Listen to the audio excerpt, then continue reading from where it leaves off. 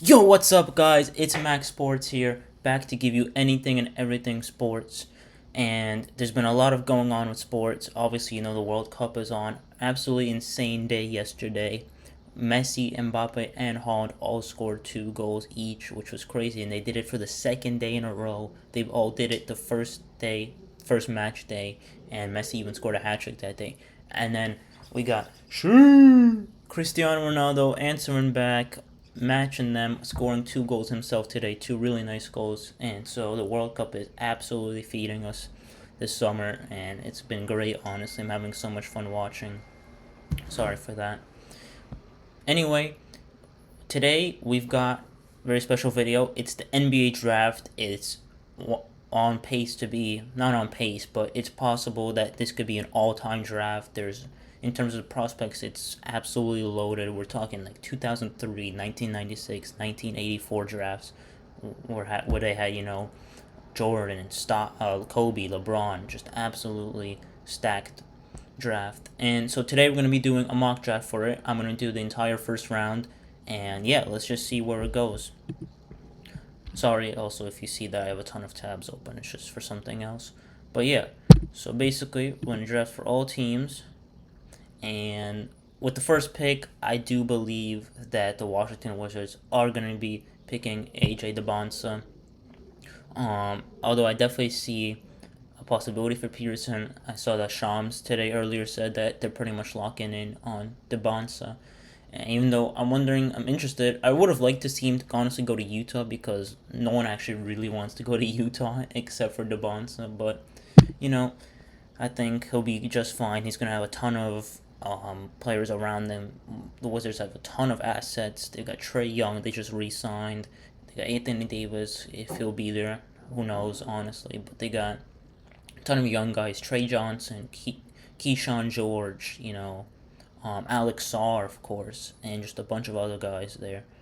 And next up for the Jazz, they're going to pick Darryn Peterson. Danny Ainge picked Ace Bailey last year, even though Ace didn't really want to go to the Jazz, and then he got used to it. He started liking it, I think. So I think the same will happen with Peterson. So we're gonna have him go second there, and then third here, we got the Grizzlies. I at first I was a bit skeptical of them picking Cam Boozer. Sorry for that. Let me just turn off the notice. Sorry. All right. So first off, I was first at skeptical. First picking them, Cam Boozer, but I actually really like it now because I think it's gonna be a whole new direction, a whole new change of them being. Obviously they had this reputation of being kind of like the crash outs with John Morant, Dylan Brooks, and Desmond Bain, and all those guys. And it's looking really likely that Jaw's gonna get traded this offseason. So I think Boozer is a great guy for them to go with. Very high floor, maybe not as high of a ceiling as the first two guys, but probably a higher floor than them. He could easily just be a 20-10 guy. So I think that's a great new start for the Grizzlies, who got quite lucky because I believe they jumped up a bit here in the draft. And speaking of teams that got lucky for jumping up, Chicago Bulls get fourth pick. I think obviously everyone knows that it's really a top four, maybe top three, but really top four loaded class. And then after that, there's still a ton of great players, but it kind of drops off a bit.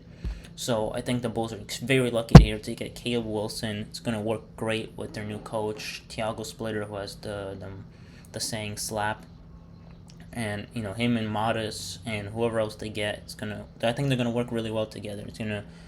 The future's finally bright for Chicago out there. Then for the Clippers, this is really interesting. I think Akoff for sure is the best player available, but they did just trade for Darius Garland. It's funny because their names both Darius, and I just don't think they fit well together, being that Garland is young. So I do think they will take a chance here on Keenan Wagler, which is a great story.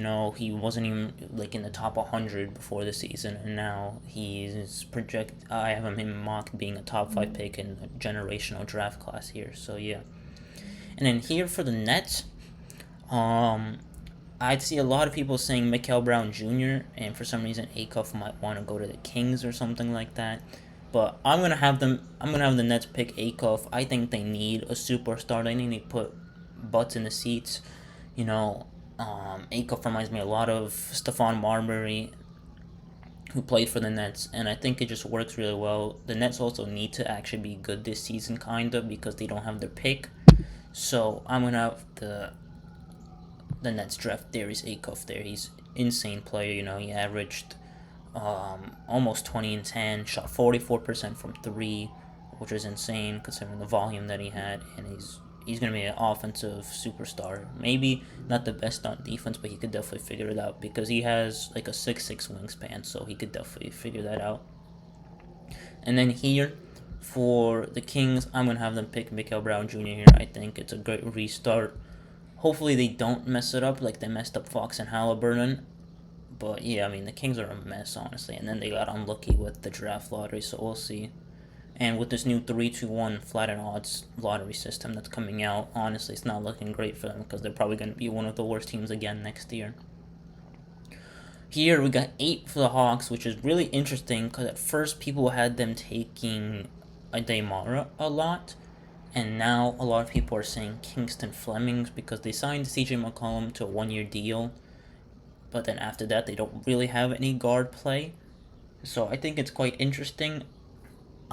This is a possibility that, excuse me, that someone trades up here to get this Hawks pick, or also for the Mavericks. I know they've been talking about maybe trading back to get some extra picks from either the Thunder or the Hornets or not the Grizzlies because they have the third pick. But yeah, I think I'm gonna go with it's either Flemings or Mara.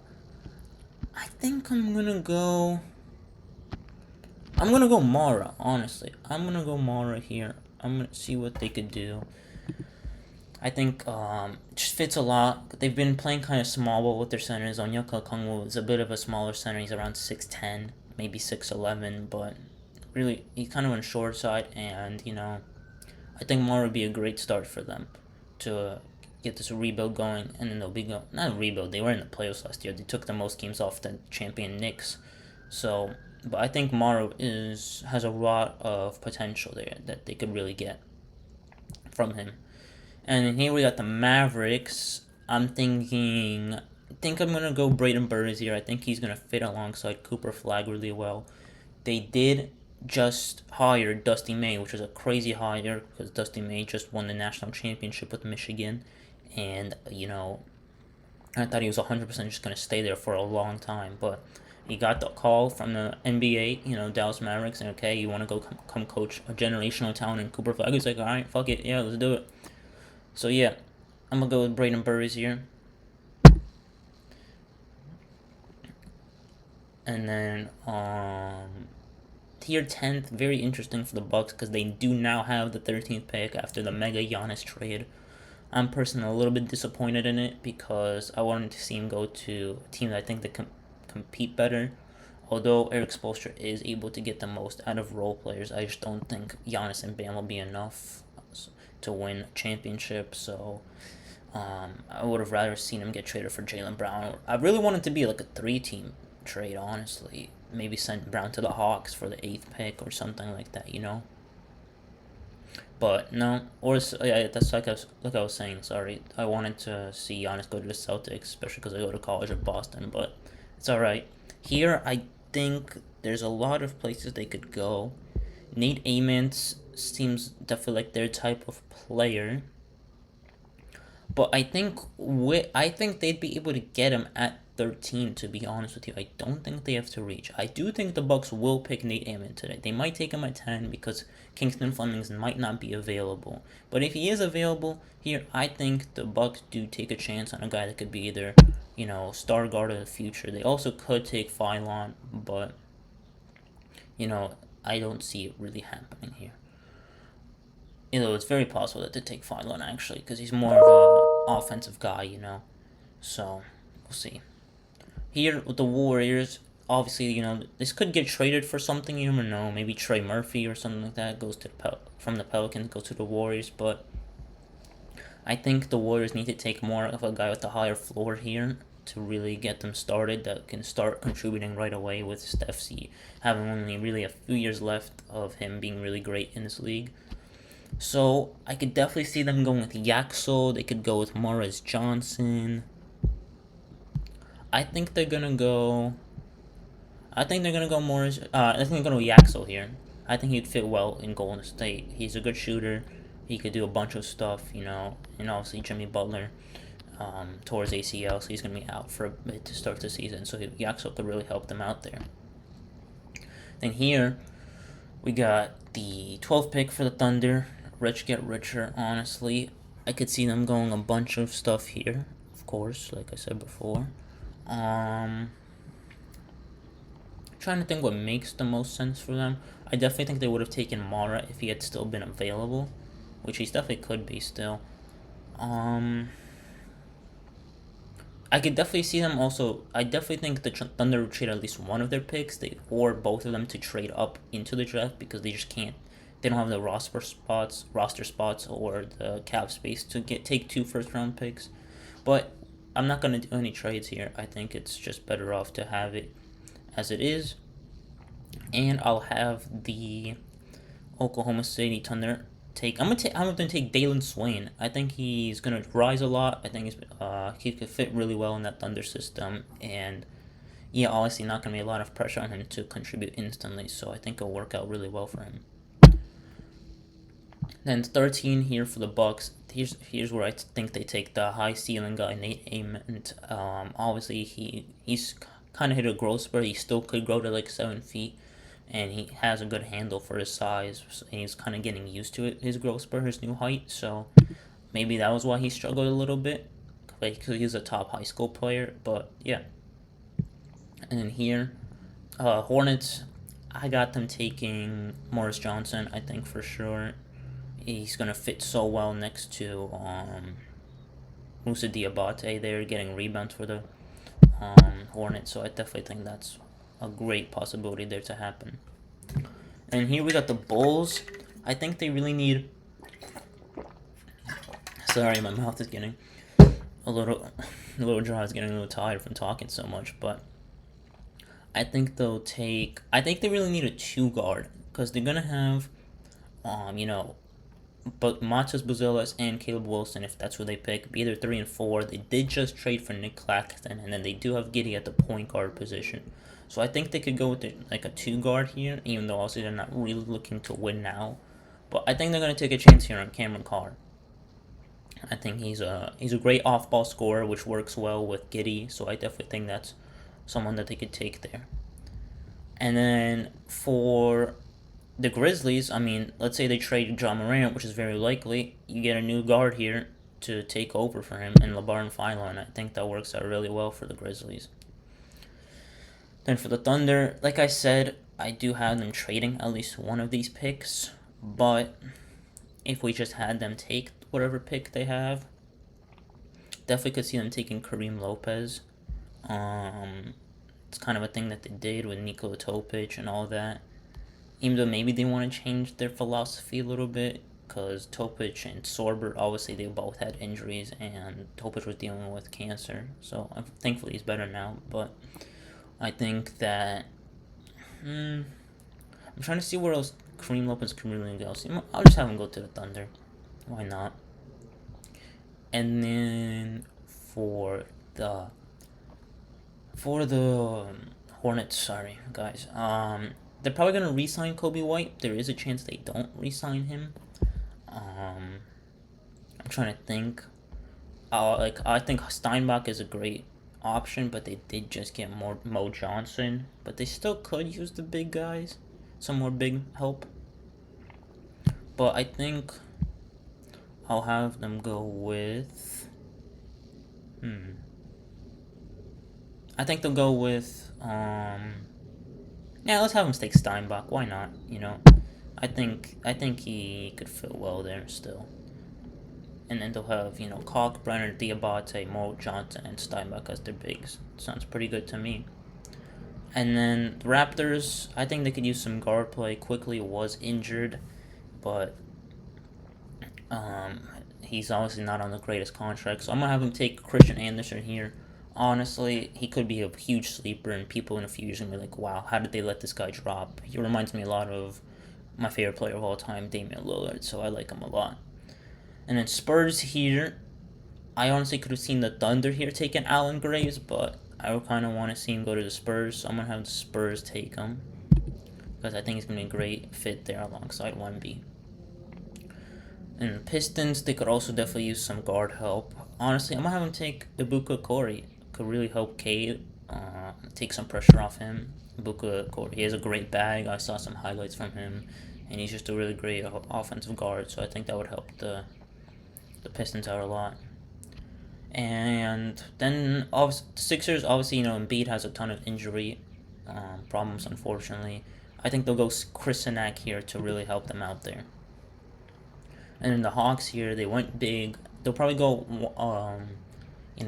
a combination of a big and a guard if they use both of their picks, whether it's guard first then big or then big first then guard. I had them taking Mara first, so I'll have them take a guard here in Bennett Sturts.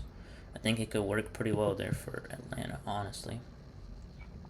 Then the Knicks, apparently there's a good chance that they don't take this pick, they trade it, because they just don't want to go into the second apron. But if they do end up taking this pick, I could definitely see them taking a guy like Malik Thomas, especially if they don't bring back Landry Shamet or Alvarado. Maybe one of them comes back, but they could definitely use some helps there if one of them has to go.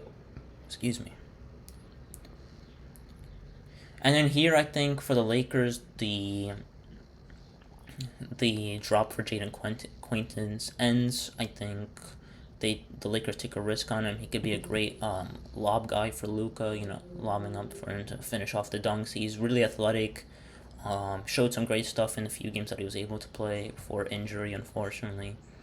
But yeah, I think that's where his slide ends. And then here the Nuggets with 26 pick honestly falls really well for them. I think they take Kobe Pete here. He fits really well, I think, especially if they try to offload either Cam Johnson or Aaron Gordon, because they're going to be going deep into like the second apron and all that stuff. So yeah, Celtics here unfortunately did not get Giannis, but they could go with another big guy, and I will have them do it. A lot of people are doing this, and I'm going to go with them. Terrace Reed stays in the Northeast, goes from Yukon, Connecticut to Massachusetts, and plays for Celtics. And the Nets, this was the Timberwolves pick, but the Nets got it for taking on Julius Randle, which is kind of sad, especially considering that they traded Karl-Anthony Towns, who is now champion. And Randle kind of got sent to the gulag, but he lives in New York City but doesn't play for the Knicks, which is pretty sad. But that's kind of on a turnaround here. They're doing quite well with their assets. I think they will. They got some guards. They did just trade Nick Claxton, so maybe they go with a guy like Henry Vesar here, honestly. And I'll have them do that. Why not? And in the Cavs, definitely think they could use just some gritty guy, to really plug in, get everyone going and hyped up, because they really were missing that, I feel like. So I'll have them take Isaiah Evans here. Although I could have seen him definitely go to the Mavericks next pick. So I think one of the picks will be Evans, and then another one will be I'll have Joshua Jefferson come here play, because I know the Mavericks are looking to possibly get rid of some of their wings like PJ Washington or Najee Marshall. Yeah, that's who it was. All right, so that's been my 2026 NBA mock draft. It's about to happen in about an hour, so I'm really excited. Gonna be watching it. Let me know what you guys think. Or come back after to tell me how wrong I was. Maybe I was right. If I go 30 for 30, then I might just be the next ESPN analyst. Who knows? Hopefully, I wish that'd be amazing. But yeah, thank you guys very much. I will, of course, end off with a Bible verse, and today was a really special day for me. So I'm gonna go with the one that's most important to me, which is Romans 8:18, and it states, "For I consider that the sufferings of this present time are not worth comparing with the glory that is to be revealed to us." And just basically, it's saying, obviously, the pain that you're feeling right now is going to be nothing compared to the joy that we'll be feeling later. And that's definitely how I feel. I've just been going a bit through a tough time, but now things are really looking up, and yeah, things are looking great for me. So hopefully I could lock in, make some more videos for you guys, and hopefully achieve my dream. So thank you guys very much for watching, and God bless. Peace.